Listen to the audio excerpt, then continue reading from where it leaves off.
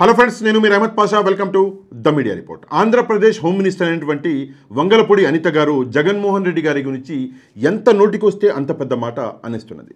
నిన్న జగన్మోహన్ రెడ్డి గారు ఢిల్లీలో ఆంధ్రప్రదేశ్లో జరుగుతున్న అత్యాచారాలు హత్యలకి వ్యతిరేకంగా ఢిల్లీలో ఒక ధర్నా అన్నది చేసిండు. మీ అందరికీ ఎరికే. ఆ ధర్నా కూడా చాలా పెద్ద సక్సెస్ అయింది. నిన్న ఢిల్లీలో ధర్నా జరిగే సమయానికి ఇక్కడ అంటే ఆంధ్రప్రదేశ్లో అనిత గారు ఒక ప్రెస్ కాన్ఫరెన్స్ పెట్టి జగన్మోహన్ రెడ్డి గారి గురించి చాలా మాట్లాడింది. నిజంగా సభ్య సమాజం సిగ్గుపడే మాటలు కూడా కొన్ని మాట్లాడింది మన వంగలపూడి అనిత గారు.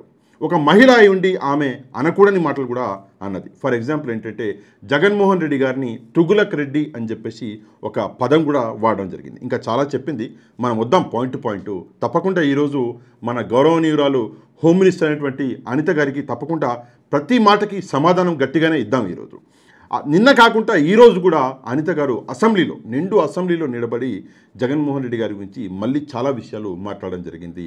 ఈరోజు అసెంబ్లీలో మాట్లాడుతూ జగన్మోహన్ రెడ్డి గారి చిప్పు దొబ్బింది అని చెప్పేసి ఇంకో మాట కూడా ఆమె చెప్పడం జరిగింది. కాకపోతే జగన్మోహన్ రెడ్డి గారి గురించి మాట్లాడేటప్పుడు ఆమె హావభావాలు, ఆమె మాట్లాడే పద్ధతి నిజంగానే చాలా ఇరిటేటింగ్గా ఉన్నాయి. ఎందుకు ఈ మాట అంటున్నంటే, ఒక హోమ్ మినిస్టర్గా మీరు ఒక సాధారణ వ్యక్తి అయి మీరు మాట్లాడితే సరే, అది మీ ఇష్టము, అందులో మేము జోక్యం చేసుకోవాల్సిన అవసరం అంటూ ఉండదు. కానీ ఒక హోమ్ మినిస్టర్గా మీరు మాట్లాడే పద్ధతి ఒక సాధారణ రోడ్డు మీద నిలబడి మాట్లాడే వ్యక్తుల కంటే ఇంకా దారుణంగా ఉన్నది.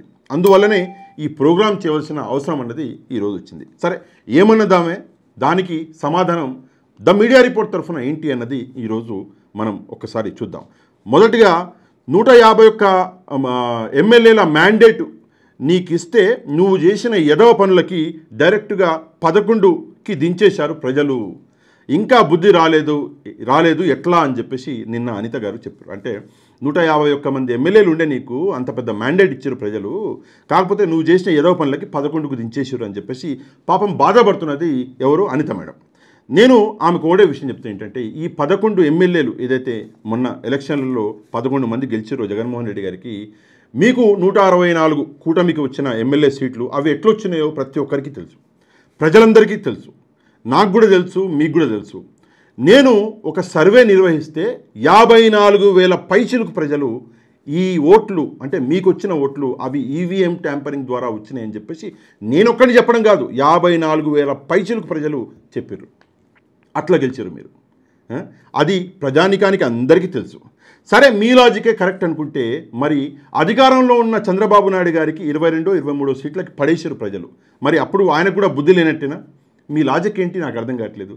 మీరు ఎవరి గురించి మాట్లాడుతున్నారు? మన స్థాయి ఏంది, పక్కవాడి స్థాయి ఏంది, పక్కవాడి వయసు ఏంది, మన వయసు ఏంది, మనం కనీస మర్యాద ఇవ్వాలి అని చెప్పేసి ఒక ఇంగితం కూడా మనం లేకుండా మాట్లాడితే రాబోయే సమాజానికి మనం ఏం సమాధానం చెప్పాలి అది ఒకసారి ఆలోచించాలి. ఇంకా అనిత గారు మాట్లాడుకుంటూ ప్రతిసారి వ్యంగ్యంగా పులివెందుల ఎమ్మెల్యే జగన్మోహన్ రెడ్డి అని చెప్పేసి జగన్మోహన్ రెడ్డి గారిని ఎక్కిరించే మాటల్లాగా ఆమె మాట్లాడుతున్నది. అవును, పులివెందుల ఎమ్మెల్యే జగన్మోహన్ రెడ్డి, పులివెందుల పులి జగన్మోహన్ రెడ్డి, పులివెందుల పులి రాజశేఖర రెడ్డి గారికి పుట్టిన పులిబిడ్డ జగన్మోహన్ రెడ్డి, అందులో ఎట్లాంటి సందేహం లేదు. జగన్మోహన్ రెడ్డి ఎమ్మెల్యే అయినా ప్రజలు గుండెల్లో అట్నే పెట్టుకుంటారు, ముఖ్యమంత్రి అయినా ప్రజలు గుండెల్లో అట్నే పెట్టుకుంటారు. జగన్మోహన్ రెడ్డికి ఏ పదవి, ఎమ్మెల్యే కాకపోయినా, ముఖ్యమంత్రి కాకపోయినా, ఎమ్మెల్యే కాకపోయినా, ఒక సాధారణ వ్యక్తిలాగా ఉన్నా కూడా ప్రజలు అంతే గౌరవిస్తారు, అంతే అభిమానిస్తారు. ఎందుకంటే జగన్మోహన్ రెడ్డి అంటే ఏంటో ప్రజలకి చాలా బాగా తెలుసు. ఈ విషయం మీకే తెలియదు అనిత గారు. దాని తర్వాత అనిత గారు ఇంకో మాట అన్నారు. 2019 నుంచి 24 వరకు మిడిసి పడ్డారు. ప్రతిపక్షాలు వాళ్ళని ప్రతిపక్షాల వాళ్ళని నోటికొచ్చినట్లు మాట్లాడారు. ఇప్పుడు ప్రతిపక్ష హోదా కూడా లేకుండా ఒక ఎమ్మెల్యేగా అసెంబ్లీకి రాలేక ఢిల్లీ పోయిండు అని చెప్పేసి ఒక మాట ఆమె చెప్పడం జరిగింది. అంటే మిడిసిపడ్డారు, ఇప్పుడు ప్రతిపక్ష హోదా కూడా మీకు లేదు అని చెప్పేసి ఆమె చెప్పడం జరుగుతుంది. ప్రతిపక్ష హోదా జగన్మోహన్ రెడ్డి గారికి ఎందుకు లేదు, దాని వెనకాల ఉన్న కుట్ర ఏంటి అన్నది ప్రపంచం మొత్తానికి తెలుసు. అది నేనేం కొత్తగా చెప్పక్కర్లేదు. ఆంధ్రప్రదేశ్లో వేరే ప్రతిపక్ష పార్టీ ఉందా? మీరు సమాధానం చెప్పండి. లేదు కదా, ఉన్నది ఓన్లీ వైసీపీ. ఉన్నప్పుడు వైసీపీకి ప్రతిపక్ష హోదా ఇవ్వాలి కదా. అట్లాంటప్పుడు వైసీపీకి ప్రతిపక్ష హోదా ఇవ్వకుండా మీరు కావాలని చెప్పేసి ప్రతిపక్ష హోదాని జగన్మోహన్ రెడ్డి గారికి దక్కకుండా ఆపి ఇప్పుడు మీకు ప్రతిపక్ష హోదా కూడా లేదు అని చెప్పేసి జగన్మోహన్ రెడ్డి గారిని ఎక్కిరిస్తున్నారు అంటే నిజంగా ఎవరు సైకో అన్నది ఇక్కడ క్లియర్గా ప్రజలకు అర్థమవుతుంది. మీరు సైకో. ఎందుకు అంటే మీరు ఇట్లాంటి పనులు చేసి ఆనందపడుతున్నారు.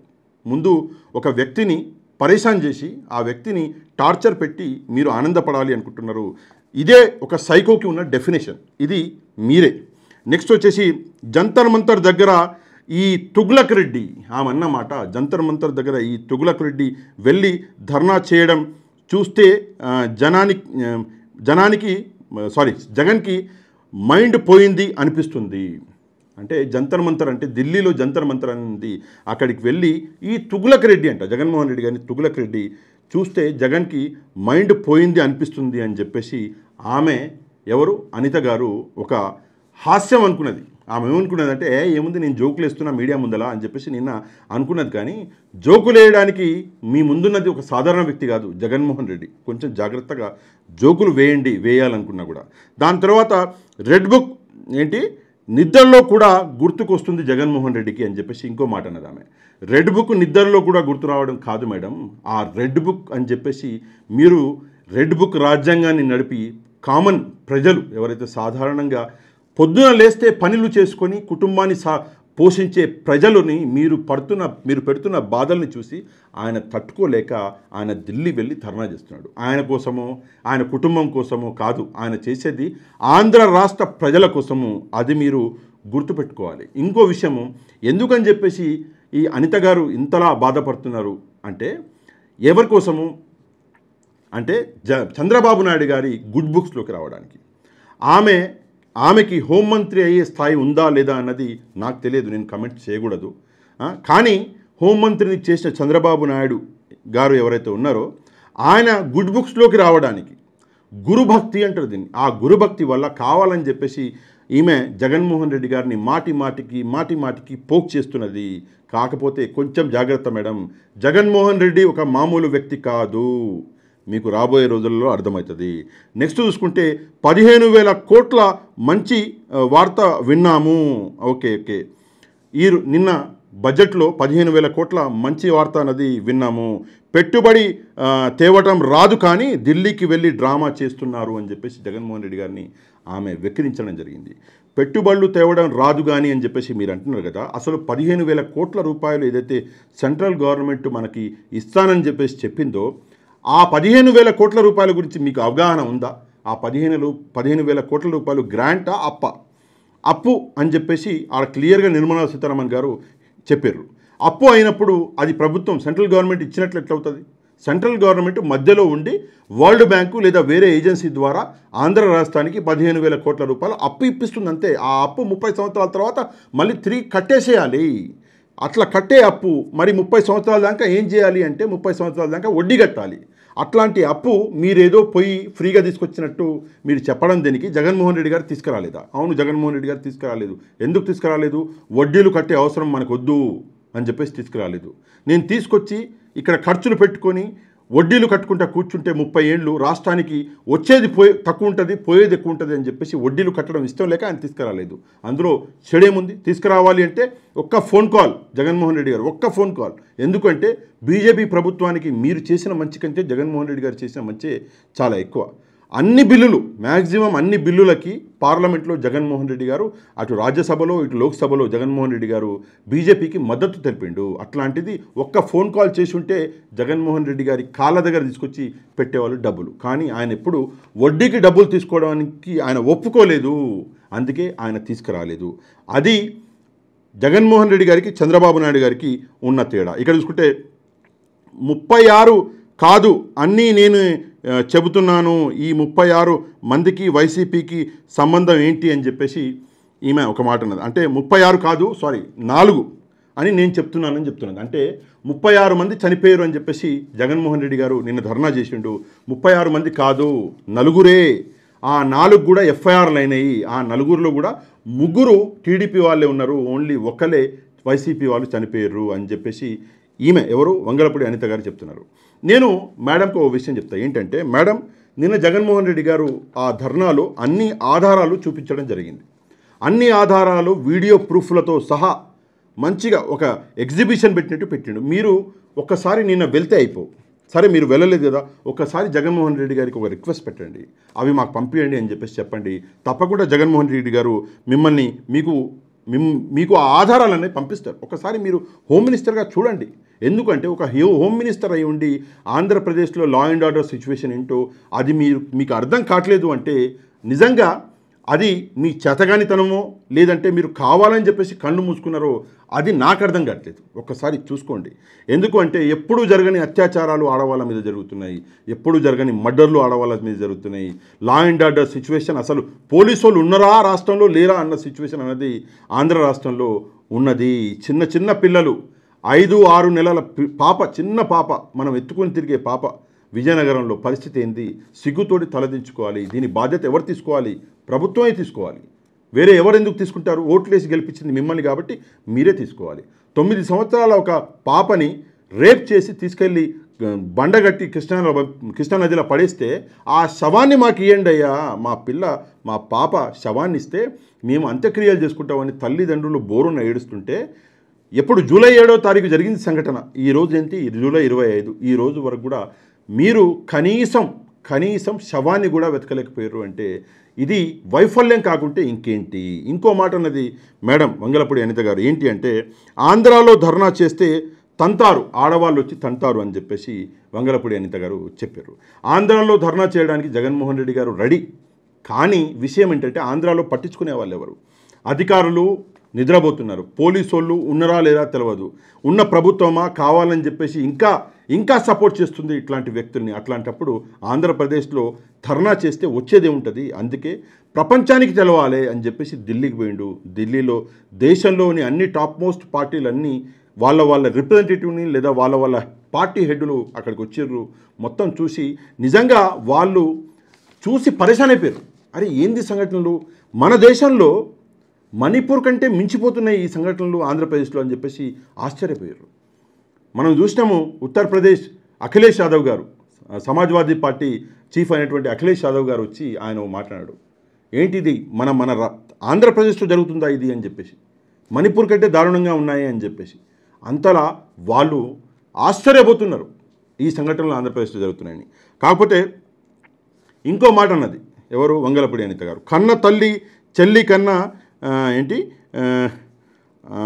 వినుకొండ హత్య గురించి కన్న తల్లి చెల్లి కూడా ఇది రాజకీయ హత్య కాదు అని చెప్పేసి చెప్తున్నారు. అయినా కూడా ఇది రాజకీయ హత్య అని చెప్పేసి నువ్వు అంటున్నావు అని చెప్పేసి ఇక్కడ ఒక మాట అన్నారు. వినుకొండ హత్య గురించి అంటున్నారు. అమ్మాయిగా కన్న తల్లి గురించి అయితే నేను మాట్లాడాను. ఎందుకంటే విజయమ్మ గారంటే నాకు ప్రేమ, నాకు గౌరవము. మా రాజన్న భార్య కాబట్టి చచ్చినా కూడా తలకాయ నరికేసినా కూడా నేను మాట్లాడను ఆమె గురించి. ఎందుకు? ఆమె మీద గౌరవము, ఆమె అంటే అభిమానం. నేను చెల్లె గురించి తప్పకుండా మాట్లాడతా.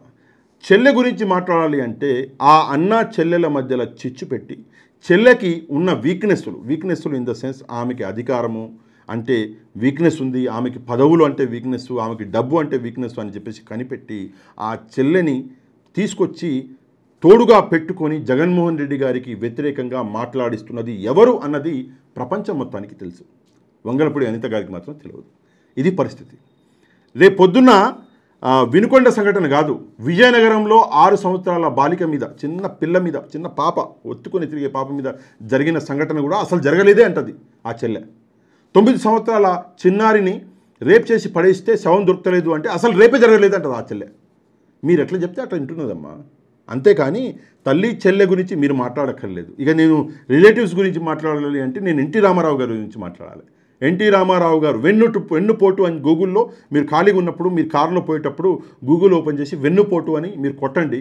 టైప్ చేయగానే వెన్నుపోటు అనగానే అక్కడ ఎవరి ఫోటో వస్తుంది, ఏమొస్తుందో ఒకసారి చూసుకోండి. మీరు రిలేటివ్స్ గురించి, రిలేషన్ల గురించి మాట్లాడుతుంటే నిజంగానే నవ్వొస్తుంది. నెక్స్ట్ వచ్చేసి అసెంబ్లీ గురించి.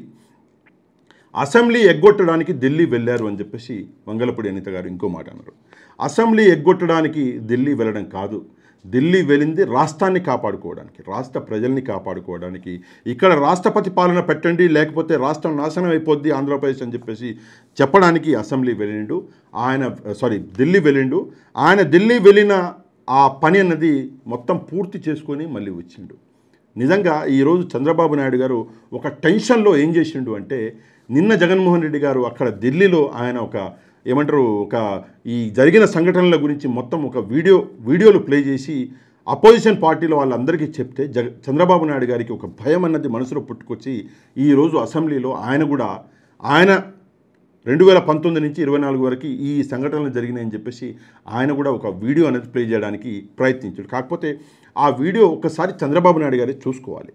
ఆ వీడియో దేని గురించి? ఆ వీడియో రాజకీయాలలో ఒక పార్టీ ఇంకో పార్టీకో చేసుకున్నాయి అని మీరు అంటున్నారు, ఓకే.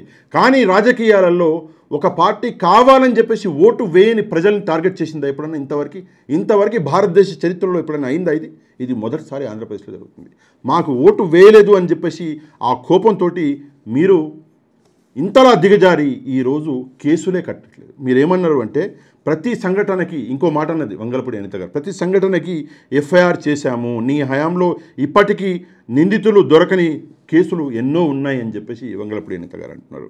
సరే, మీరు అన్నదే నిజమే అనుకుంటున్నాం. మరి మీరు ఇప్పుడు దొరకబట్టుకోండి చూద్దాం. అసలు ముందుగా మీరు ఎఫ్ఐఆర్ చేసింది 4 కేసులకే అని చెప్పేసి మీరు చెప్తున్నారు. మిగతా 32 కేసులు ఇవి. 36 కేసులలో 4 చేస్తే 32 కేసులు ఇవి. అవి ముందుగా కనిపెట్టండి. అవి ముందుగా కనిపెట్టి దానికో న్యాయం చేయండి. దాని తర్వాత మనం మాట్లాడవచ్చు. శాంతి భద్రతలు శాంతి భద్రతల గురించి ఈ గ్యాంగ్ మాట్లాడుతుంది అని చెప్పేసి అక్కడ ఒక ఫోటో అన్నది వంగలపూడి అనిత గారు చూపించింది. ఆ ఫోటోలో ఎవరైతే ఉన్నారో వాళ్ళ మీద ఏమేమి కేసులు ఉన్నాయో ఆమె పెన్నుతోటి ఎవరో రాశారు. నేను ఒకటే విషయం అడుగుతా వంగలపూడి అనిత గారిని, మేడం మీ మీద ఎన్ని కేసులు ఉన్నాయి? అట్లా అని చెప్పేసి మీరు క్రిమినలా? మీరే మొన్న ప్రెస్ కాన్ఫరెన్స్లో 7-11 ఏమో చెప్పారు. మీరు నాకు గుర్తులేదు, 7 కేసులో 11 కేసులో నా మీదే ఉన్నాయి, నేను హోమ్ మినిస్టర్ని అన్నారు మీరు. అట్లంటే మీరు క్రిమినలా? కేసులున్న ప్రతి వాడు క్రిమినల్ అంటే ఇక భారతదేశంలో సగానికి పైగా క్రిమినల్సే ఉంటారు. ఇప్పుడు ప్రస్తుతం మీరు కూర్చున్న అసెంబ్లీలో మొత్తం 100కి 100% మంది మన క్రిమినల్సే ఉంటారు.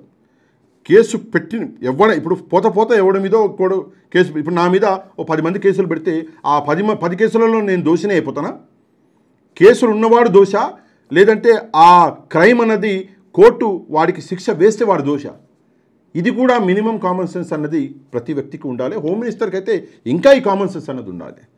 ఇంకా లాస్ట్కి ఇవన్నీ విషయాలు పక్కన పడేస్తే లాస్ట్కి నేను ఒక హోమ్ మినిస్టర్గా మీకు ఒక విషయం చెప్పాలనుకుంటున్నాను. ఏంటంటే మీరు హోమ్ మినిస్టర్, అంతకుముందు మీరు ఒక మహిళ, మీరు మాట్లాడేది ఒక ఎక్స్ సీఎంతో అన్న విషయాన్ని మీరు మర్చిపోతున్నారు.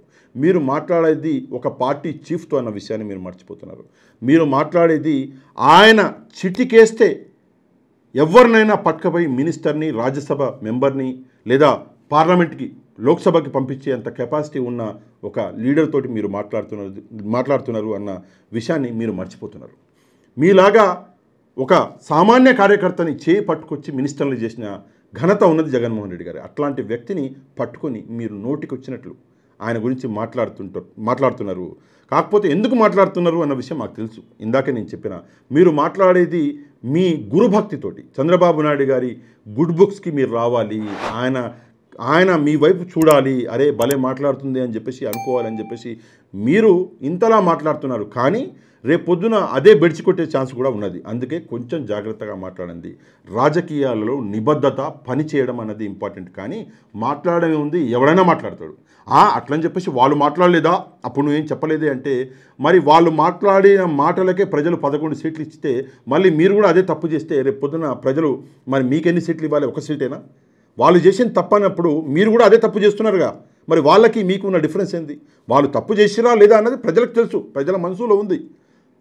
అది ఎవరు కల్పించరు, ఎవరు కల్పించలేదు అన్న విషయం ప్రజలకు తెలుసు. కాకపోతే వారు చేసే తప్పు అని చెప్పేసి మీరు నమ్ముతున్నారు కదా. మేమైతే నమ్ముతలేము, మీరు నమ్ముతున్నారు కదా. మీరు నమ్మిన ఆ నమ్మకం మీదనే మీరు నిలబడతలేరు. వాళ్ళు చేసిన తప్పే మళ్ళీ మీరు చేస్తున్నారు. రేపు పొద్దున మీ పరిస్థితి ఏంటో ఒక్కసారి ఆలోచించుకోండి. ఈ వీడియోని తప్పకుండా వైరల్ చేయండి. వైరల్ చేయడానికి 2 పద్ధతులు. ఒకటి, వీడియోని లైక్ చేయండి. రెండోది, మీ వాట్సాప్ గ్రూపులలో మీకు తెలిసిన వాళ్ళందరికీ ఈ వీడియోని పంపించండి. మీకు ఈ కంటెంట్ నచ్చితే తప్పకుండా ఛానల్ని సబ్స్క్రైబ్ చేసుకోండి. నెక్స్ట్ వీడియోలో మళ్ళీ కలుద్దాం. అంతవరకు థ్యాంక్ యూ వెరీ మచ్. జై హింద్.